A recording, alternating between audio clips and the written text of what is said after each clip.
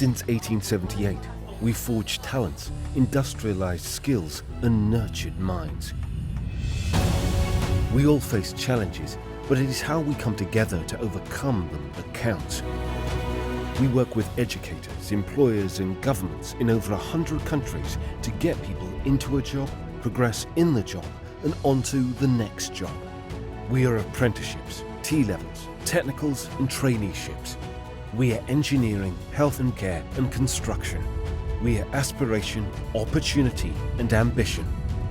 We are City and Guilds. No one is better qualified.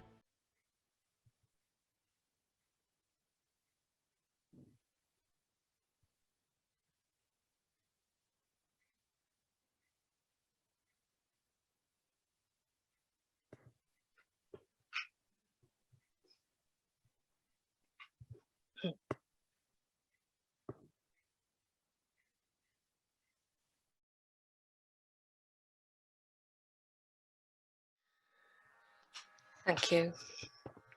Good afternoon and welcome to our session at this exciting AAC conference today. We're going to be looking at supporting workforce sustainability and career progression in adult care. And we'll be doing that looking at some of the qualifications and apprenticeships and products and services that City and Guilds have to contribute to this. Could I have the next slide, please? We've got a brief agenda here, which is there for you to have a look at. We're not going to go through this right now, but we want to get on and cover everything we have to say so that we can fit it in. Next slide, please. I'm Geraldine Donworth and I'm the Industry Manager at City and Guilds for Healthcare and Childcare, and I'm joined by my colleague Susie Gray, who's the Technical Advisor for Healthcare and Childcare at City and Guilds, and also my colleague Anna Sheard, who works directly with employers. Thank you. Next slide, please. So before I introduce my colleague Anna, we will take questions later on in the session. If you'd like to post your questions using the Slido, and then we'll be able to see those questions at the end of the session, and hopefully we'll be able to answer those. Those that we don't answer or can't answer, we'll take back and we'll follow up after the session. Anna, can I introduce you, please, to look at employer insights? Fabulous, thank you so much, Geraldine, and lovely to be able to speak to you all today. As Geraldine says, my role at City and Guilds is to work with employers in the health and social care arena, and I have been over the last few months running a series of sessions with our employers exploring recruitment, retention and leadership within adult social care specifically, and there were some really interesting insights and thoughts from the speakers that we had in those sessions. So I just wanted to give you a brief overview of those today, and also let you know that we'll be running those sessions again in the future. So if it's any of the topics we talk about that you think you might want to find out more about, there will be an opportunity to do that as well. So in the first session that we ran, we looked specifically around recruitment in adult social care, and some of the things that we thought about were the number of vacancies that are available within the sector. So over 100,000 vacancies at any one time, and when people are looking to recruit into vacancies, often the majority of people are recruited from within the sector. So around 66% of people are recruited from within the sector. So we kind of started to think about some of the challenges that people face around recruiting into what is a hugely valuable, and I think over the last year we've all really appreciated, whatever industry you work in, crucial part of society, and think about how we can put those messages out there and how we can amplify the kind of opportunities that are available, and to how we can support employers engage with a more diverse workforce and engage with local communities to help fill some of those vacancies there. We heard from one of our kind of partners in the Recruitment Employment Confederation about some of the issues that are faced by employers, and we started to unpick some of the kind of opportunities that were available through different means to help people with their recruitment. One of which my colleague Susie will be talking to you about, which is based around the concept of skills bridges and how you can support many people who are displaced through COVID-19, where industries are no longer available to support people in traditional vacancies, how they can utilise the skills that they've developed and how they can apply them in a different area, and what are the interventions that would be needed from organisations like City and Guilds to support that acknowledgement of transferable skills and their applicability into another area. And we have a concept called Step into Social Care, and Susie will be walking you through that later. And also one thing that if you're not familiar with the REC already, is they run something called the Good Recruitment Collective, which is specific advice for employers around recruitment practices. One of the themes that did emerge from all employers that we spoke to was about the use of agencies and how some employers were looking to reduce their agency usage, where they were looking to go to a low or no agency kind of model. And the advice that we were given from the REC is really use your agencies as consultants. So use them as a source of information to help understand, if you wanted to take on those recruitment practices, what you would need to do.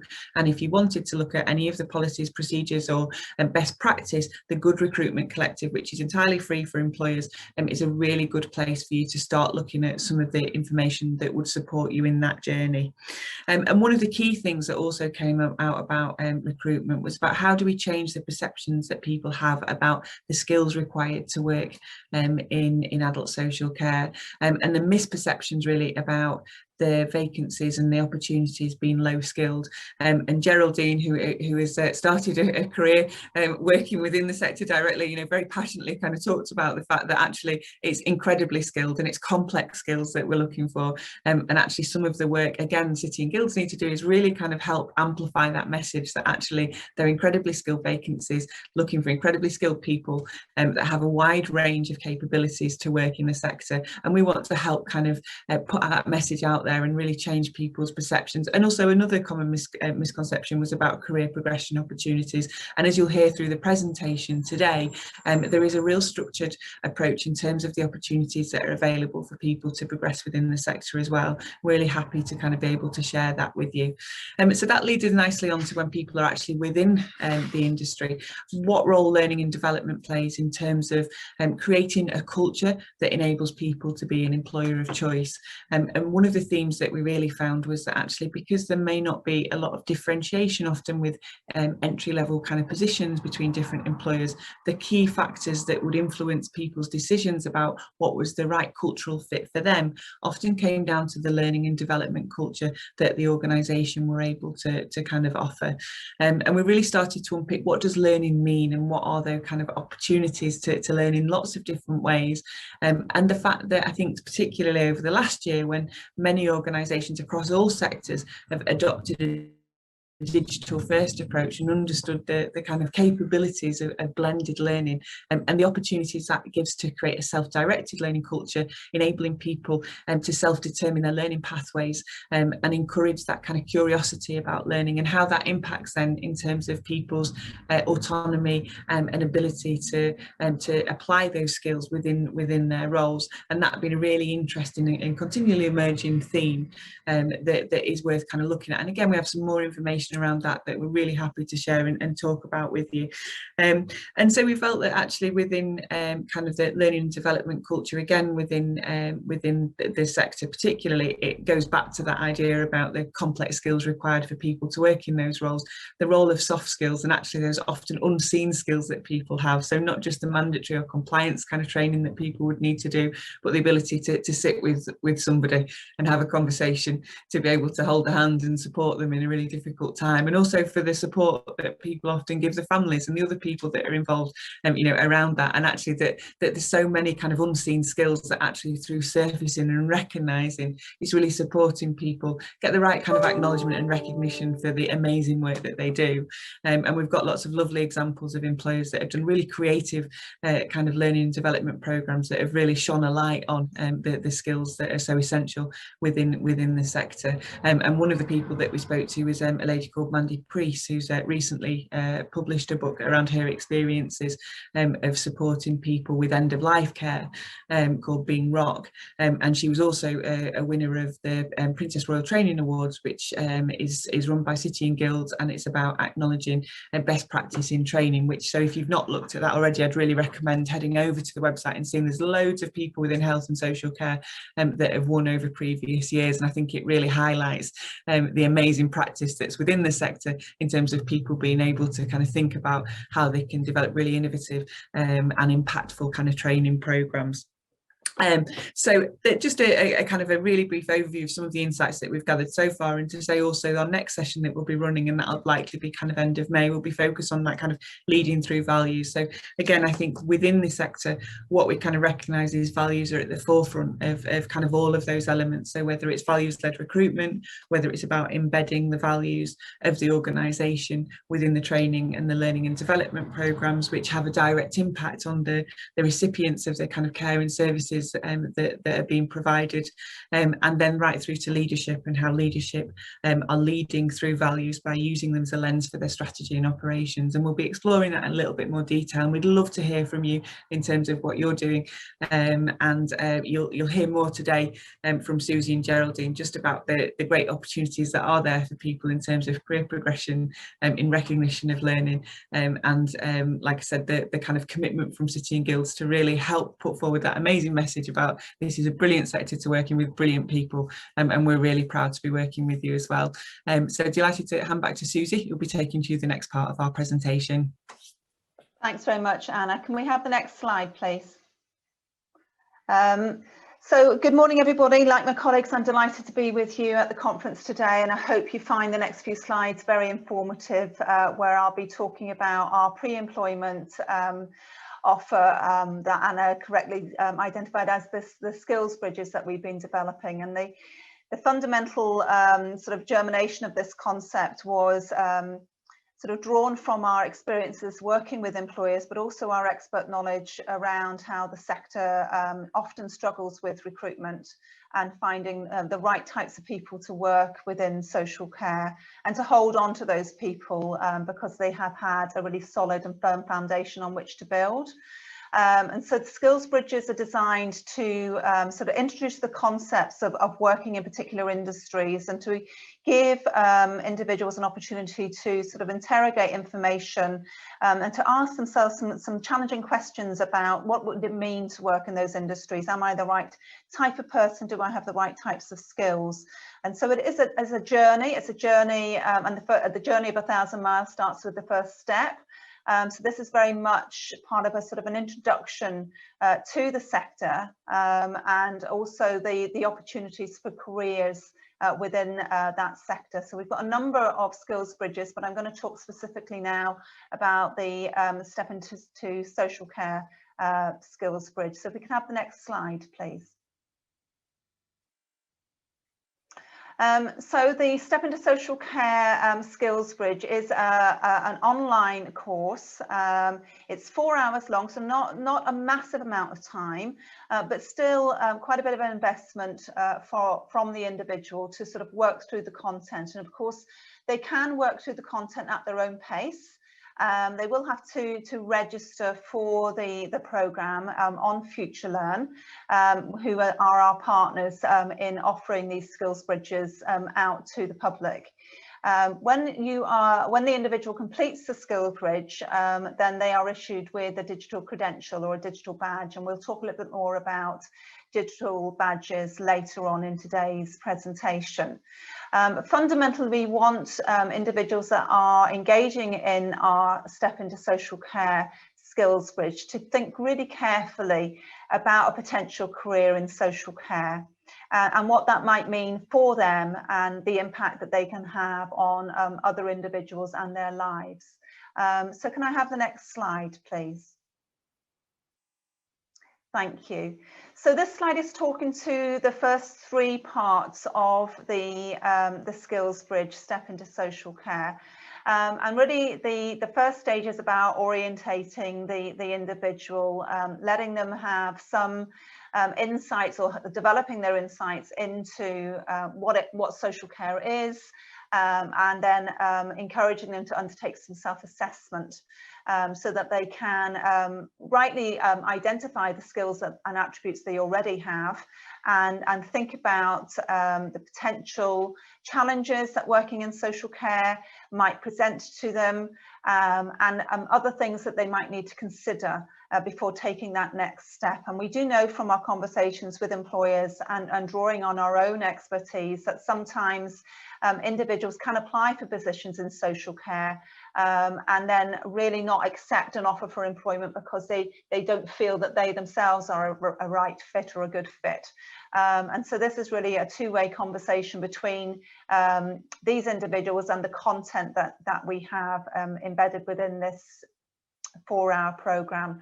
So the third step is then introducing them into more detail about what working in the care sector might entail, the different types of services that are available, the types of job and career opportunities, a little bit of information about the regulation and inspection processes and how that can differ across the UK, and then interactive content with case studies from individuals that have experienced the services or have experienced working in care themselves, and what a typical day might be for an individual social care worker. Next slide, please.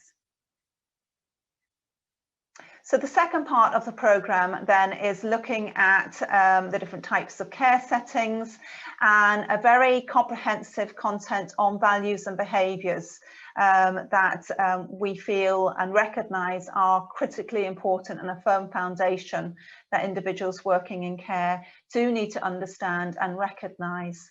And we do feel that this particular content will ensure or help to ensure that individuals understand that framework for practice, and perhaps then will improve their performance at interview, but also in help them start that really important journey about inward reflection in terms of what makes them tick as an individual and how their own values and behaviours may mirror those that are very much needed within social care and expected within social care. And then, of course, the other fundamental is helping them understand the need to work safely and to safeguard themselves and the others that they will be supporting. And part of that is looking at their own resilience and well-being, and also, you know, particularly after the year that we've all had, resilience and well-being very keenly felt by all of us. Thank you. Next slide, please. So toward the end of the programme, there is an opportunity then for individuals to think more keenly about potential employment, the terms and conditions and job roles, and then there's an opportunity for them to look for a job. And from here we can signpost them to another part of the City and Guilds website, where we have information from employers, and I'll talk a little bit more about that in a moment. And so as these individuals do come to the end of this 4-hour programme, they can complete some further assessments and then allow them then to be issued with that Step into Social Care digital badge, which they can then add to their social media and share with others, so that potential employers can see that these individuals have taken the first step, that they're better informed, they have a clearer understanding about the challenges and the benefits and the opportunities presented by working in social care, and we do feel then that they will be better able to perform well at interview and understand what it is to work in social care. Next slide, please. So this is the signposting page that will allow, well, we have offered out to a number of different employers, and we're getting more information from employers all the time. And it's an opportunity for employers to put information directly onto the City and Guilds landing page here, so that when individuals who have completed the 4-hour programme Step into Social Care, they can look at the information that employers are posting and also get a sense of where those job opportunities are. So it's a direct contact page between the employers that are working currently with City and Guilds and those individuals who are interested in working in social care. And we do think that as these individuals have come through this comprehensive 4-hour programme, they're more likely to be really keen to seek employment in social care, and will have explored some of those more challenging aspects of a career in social care and be very clear about their values and their behaviours. And so we would like to take the opportunity to encourage you to have a further look more closely at the skills bridge stepping into social care. And if there are any employers joining us today, then there is a link on the screen here, and you will get a copy of this slide deck so that you can have a closer look at that employer's landing page, that signposting page that we're very excited to include. So I think we can move on to the next slide at this point. Thank you. And I'm just going to hand over back to Geraldine, who's going to talk to you a little bit more about how we have a number of qualifications that can support career development in social care. Over to you, Geraldine. Thanks, Susie.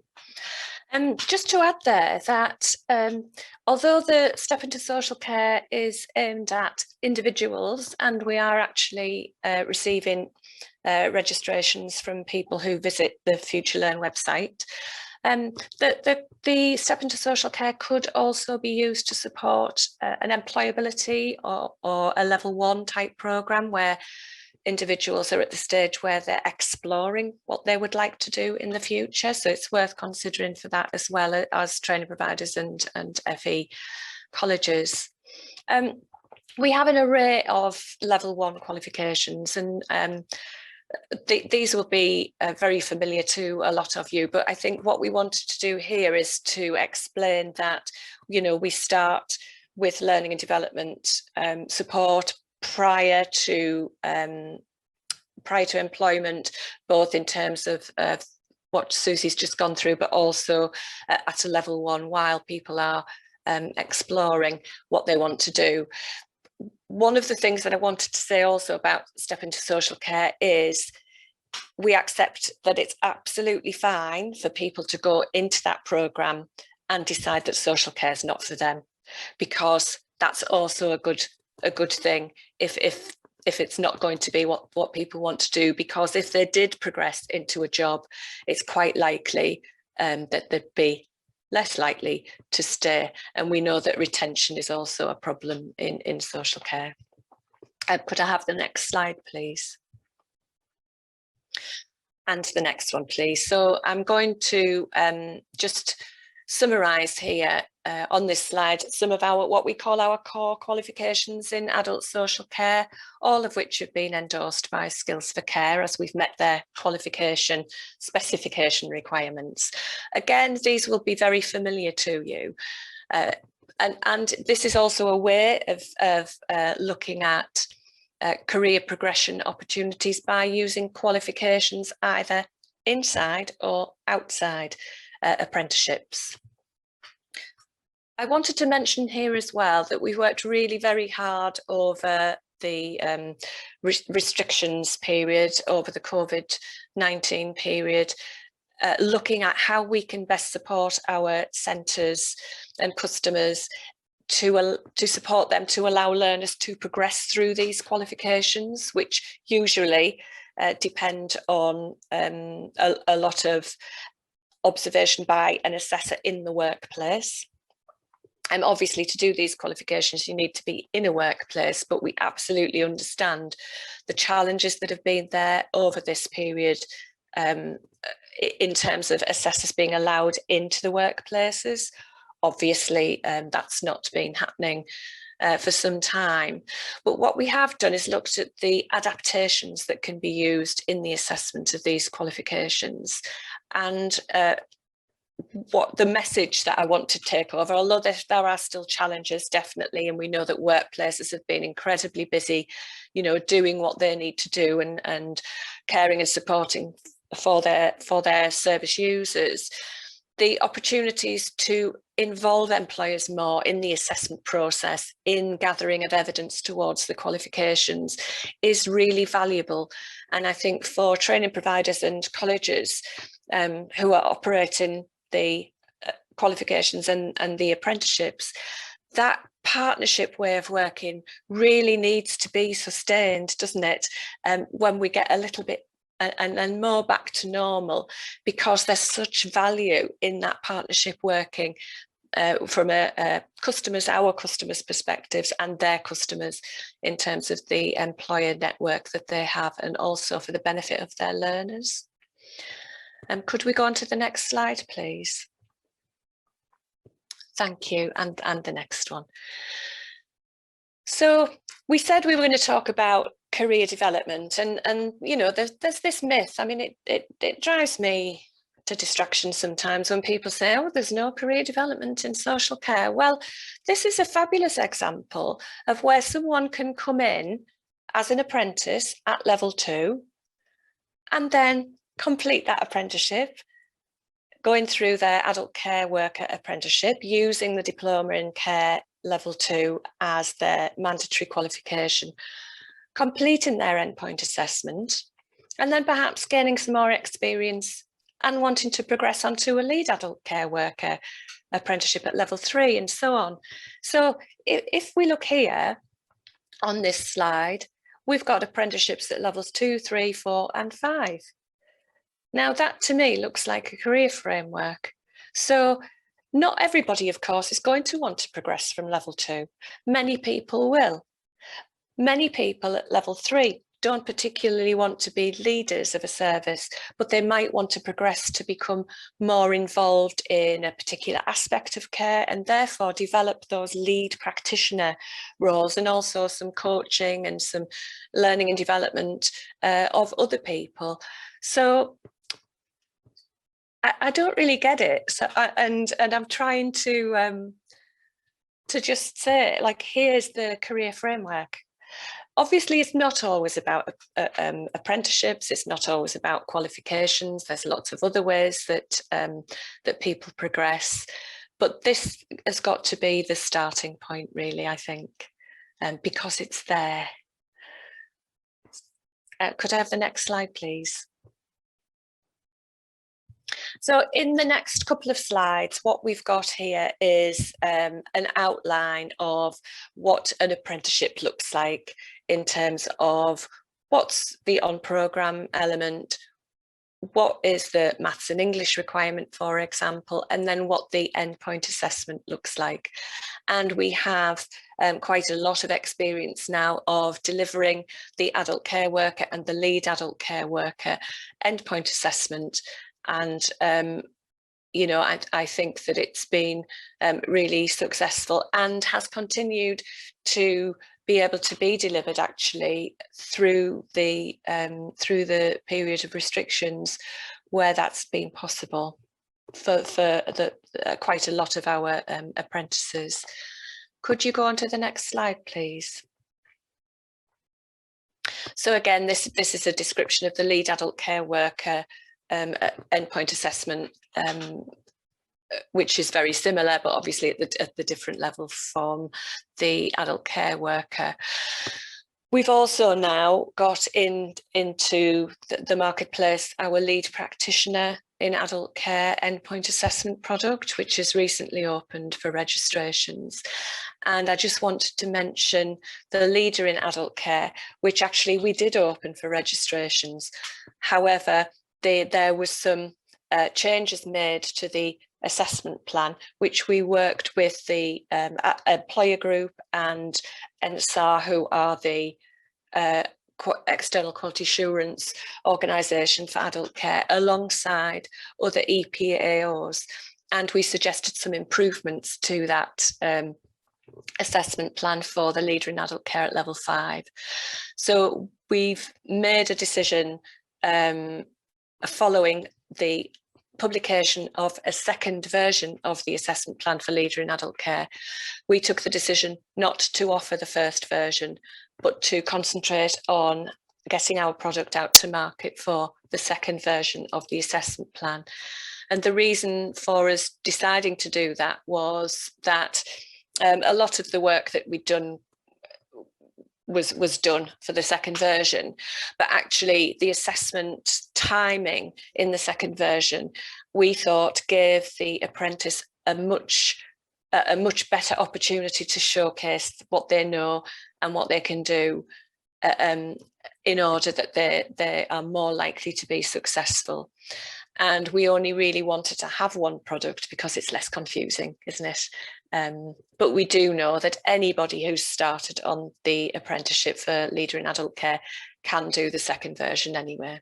So there's no barrier there. Okay, could we have the next slide, please? So again, our level 2 and 3 apprenticeships are well supported with our smart screen resources, and we've got a number of publications that we worked on with HODA.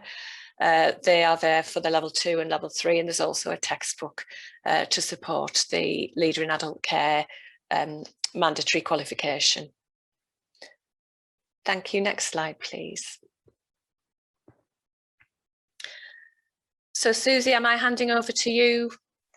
You are indeed, Geraldine, yes. Thank you very much. Yes. You can take a breath and relax for a wee while.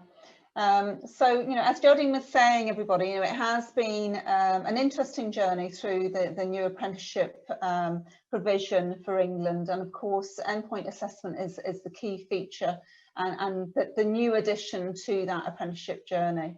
And, you know, like all organisations involved in apprenticeships right across the UK, City and Guilds has worked hard to perfect the customer journey so that those of you who are using City and Guilds as your endpoint assessment organisation have a seamless provision that helps you to support your apprentices through their on programme, into their endpoint assessment and through and out the other side of that endpoint assessment, which we hope results in a successful outcome, obviously, for as many people first time as possible. And so we have developed our processes and our systems to help with that, the synergy of that journey, but also to help centres to navigate through the endpoint assessment journey with us. As a result of that, we have a number of key products and sort of checklists that are available for download from our EPA landing pages on our website, and also information about our new EPA service called EPA Pro. And we look to, from booking the first assessment to booking onto the endpoint assessment journey to the final assessment, we're looking at a time frame of somewhere between 3 to 4 weeks, so 3 to 4 months rather. So it's you know, it's a very seamless, well-tested journey. We've learnt a lot over the last number of years. We've put that learning into practice in the development of our new EPA Pro platform. Can we have the next slide, please?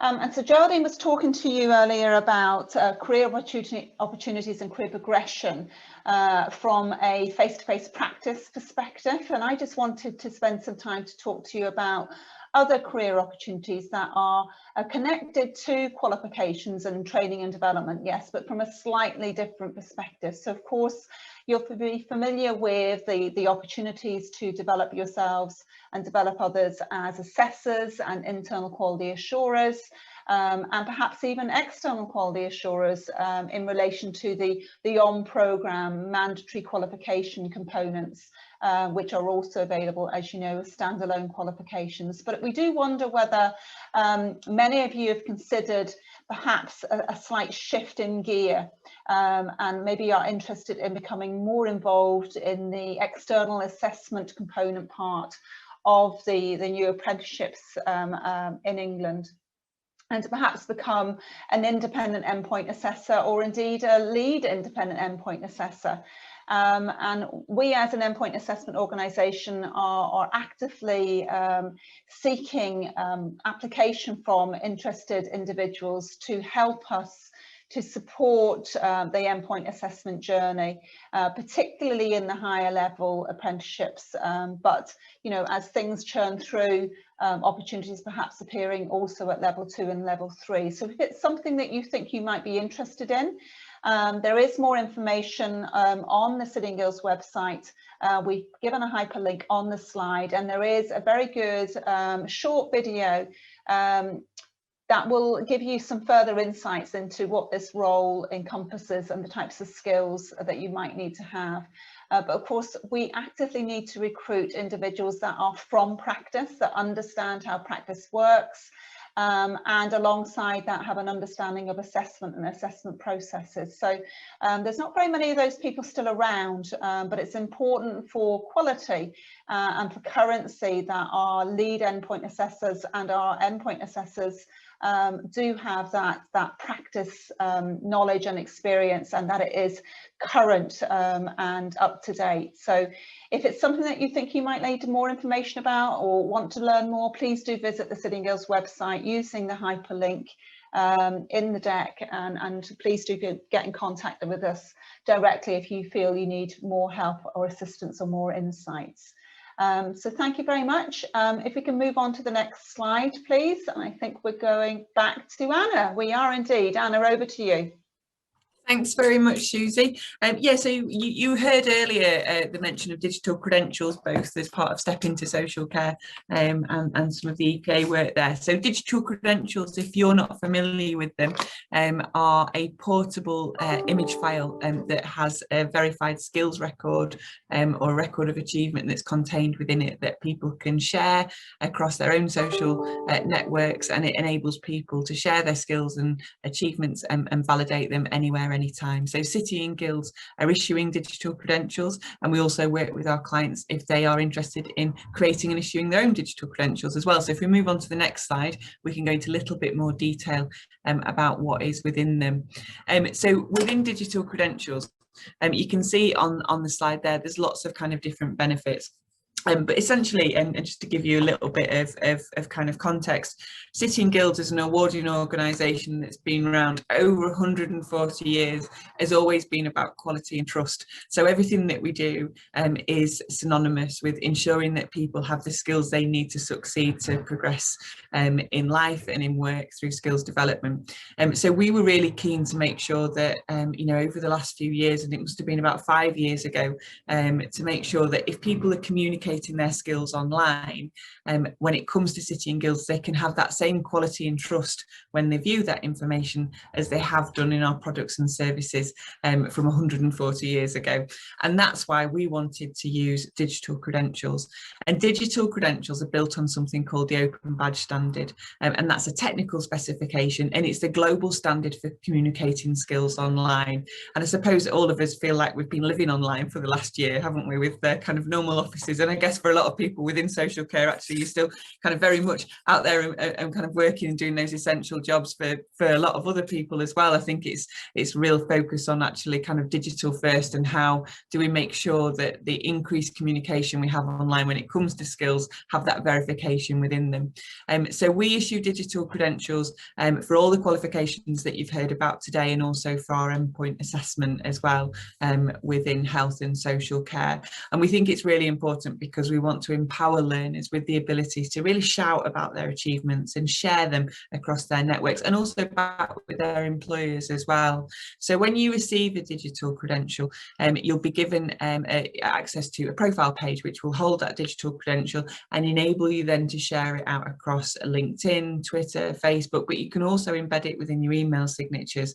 So you might see when you're kind of having communication from people at City and Guilds, little credentials at the bottom of the email that you can click on, and when you click on that image, it will take you to a page which gives you the full record of the skill or achievement that somebody has been issued a credential for, and it enables you to validate their skills and also celebrate the fact that they have them. So if you're interested in finding out more about credentials, we have an ongoing series of kind of sessions that you can drop into, and if you're not currently activating the credentials that you can receive for learners that are undertaking any of the qualifications, just get in touch with us. We'll tell you what you need to do that. So they are included as part of our service. It's not an additional cost when it comes to qualifications or the endpoint assessment, but we just want to make sure that we empower as many people as possible to share their skills, to build confidence in their achievements and unlock the opportunities available to them. If we go on to the next slide, you can see there's a number of organisations across industries that are already adopting and using digital credentials, and where it started out many years ago, as it started in 2011 with education providers looking at informal learning. Now we see a complete mainstream adoption of credentials as the way to communicate skills effectively online, and you can see a number of people there, all of the clients you can see there we're currently working with. So please get in touch with us if you'd like to find out more, both about how to use credentials for your learners through the qualifications that they're enrolled on, or if you're interested in exploring credentials as part of the learning development solution that you have in-house as well. So yeah, that's great. That's kind of a quick overview of credentials there. I pass on to Susie. I think so, yes. Thanks very much, Anna. And we are almost at the end of our session, our time with you. We've got just over 8 minutes left, where we are more than happy to take some questions if we have any questions in the Slido. So can we check for any questions, please?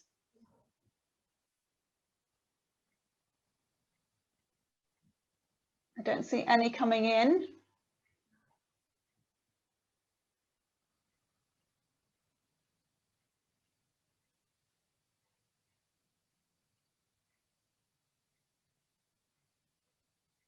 I've got no questions appearing on my page, Geraldine. Have you any questions appearing on yours? Oh, something's happening.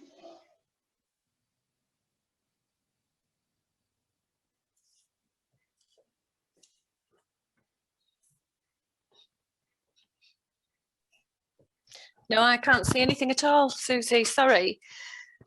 So perhaps we haven't had any questions. And perhaps you're right, Geraldine. Perhaps. The thing is that I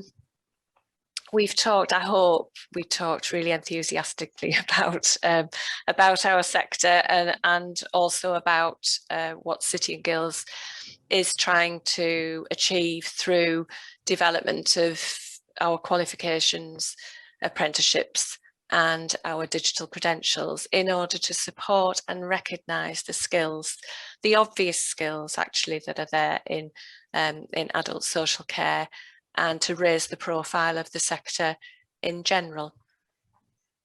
So we may even be able to finish early, unless my colleagues would like to add something.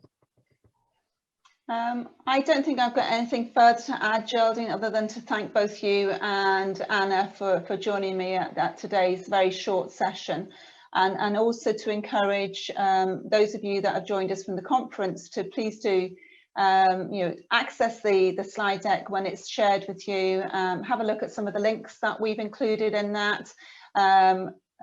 Absolutely visit the City and Guilds Health and Social Care pages, or reach out to either myself or Geraldine or indeed Anna if you have any further questions and answers. If you're anything like me, it'll take you a day or two to process the information, and then you'll go, oh, actually, what was that I heard about X or Y?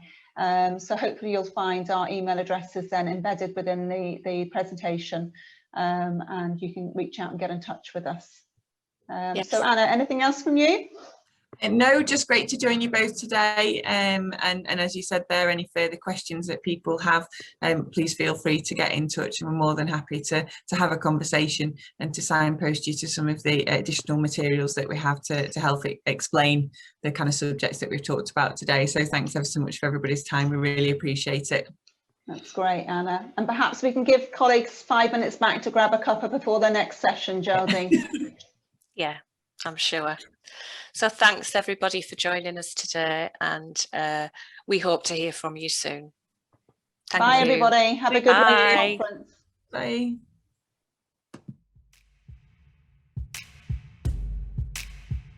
My friends and I, we've cracked the code.